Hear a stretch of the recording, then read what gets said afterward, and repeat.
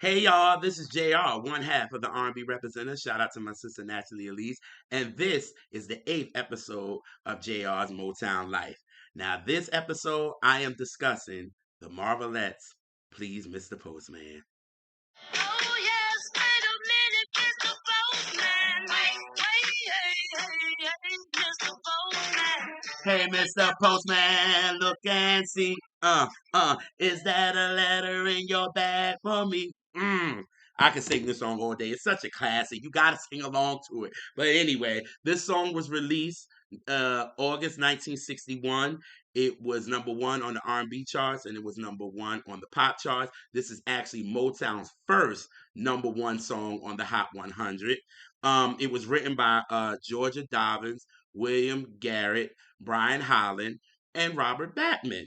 And I'm gonna add Freddie Goldman into it, but I'm gonna, tell about that because when it comes to this song, a lot of writers you don't really know because it was like people are added on and people are taken off, and it's a lot when it comes to songs. Definitely back then, you know what I mean, because there was some things that were wrong with Barrett Strong's money. It was somebody was added on and it was the secretary added the wrong name. It's just a lot of things. So when it comes to Please Mr. Postman, it's a lot, but the main ones that that is on it is Georgia, William, Brian, and Robert. So those are the main ones, but I have to add Freddie on there because again I have a story to it. But the backstory of this song is the Marvels needed a song that they needed to audition for Motown Records.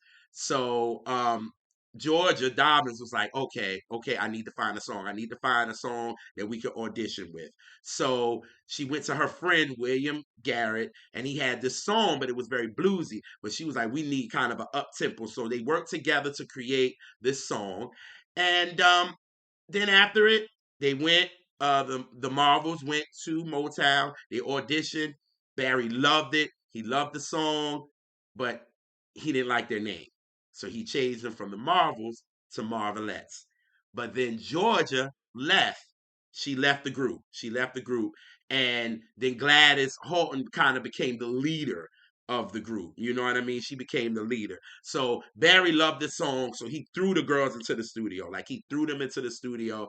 And, they were nervous. They didn't know that, this is their first time in there. They don't know what they're doing. You know what I'm saying? But thank God that another group was signed there, the Supremes, but Florence Ballard actually went into the studio with the girls and was like, yo, y'all don't got to be so uptight, like loosen up. And Gladys Horton did an interview and said Flo was so nice to them and made them feel so comfortable. And Flo was like, well, when y'all do Postman, kind of stretch it out a little bit. Then she told Gladys to add, oh yeah, like she told her to do that. So Florence really made them comfortable, and Gladys Horton said she really thanks Flo for really doing that, for real, for real. But the song was released and it blew up. It just blew up. And thank God to Barney Alice. He was part of the sales team at Motown, and he came from Warner Brothers, but he had contracts with the radio station. So he was like really getting on them to play this record, and then it blew up. Now, around this time, Motown didn't have a lot of money. They did not. Motown by this time was really like 3 years in. No, 2 years in by this time. You know what I mean? So there was not a lot of money being made. So the record was like exploding. So what they would do to save on travel and things like that, travel and clothes and all this, they would just let Gladys go, and they would get girls from wherever they was, wherever she performed the song. They would find girls to just lip it to do background with her, so they could save money. You know what I mean? Because again, Motown wasn't big, so that's just what it was. They tried to save money, and it didn't really affect anything because the song really blew up and ended up being a number one record. You know what I mean? But also on this record, people played on it. Some people played on it that you would probably be surprised. Marvin Gaye played the drums on it because during this time he was signed to Motown and he came out with his first album, The Soulful Moods of Marvin Gaye, but it's definitely Sam Cookish. People wasn't really feeling it, so he was like, you know what? I'm just gonna be, a musician, which we all know Marvin is a musician. So he ended up being a musician, and he played drums on this. You had James Jamerson playing the bass. You had Popcorn Wiley playing the piano, and you had Eddie Willis playing the guitar. So those are all the people that's playing on this. You know what I mean? Which sounds so good. But remember, I told you guys about Freddie Goldman.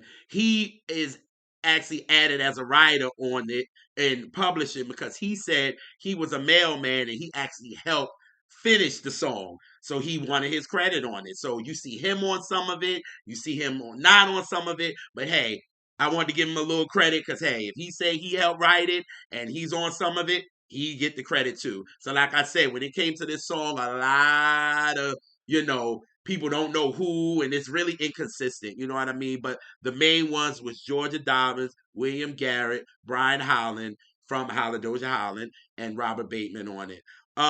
So many people covered this record, over 20 people, but the ones that I know is the Beatles. They did it in 1963, and I love the Carpenters version that they did in 1972 or 73. And I love their version because I love Karen Carpenter. I just love her voice. You know what I mean? But listen, you can't help to hear when you hear the Marvelettes, when you hear "Wait, oh yes," like you got to start singing it. You know what I mean? And me living in Baltimore and Baltimore club, they turned that into a club song, so you be ready to rock off to that joint. You know what I mean? But yo, this song is a classic. It's legendary. It actually helped propel Motown to where what we know of them today. And the Marvelettes really have a story. And I'm gonna do more songs on them so y'all can kind of know their story because they were supposed to be the it girls. They were supposed to be the it girls after this, and it just never really happened.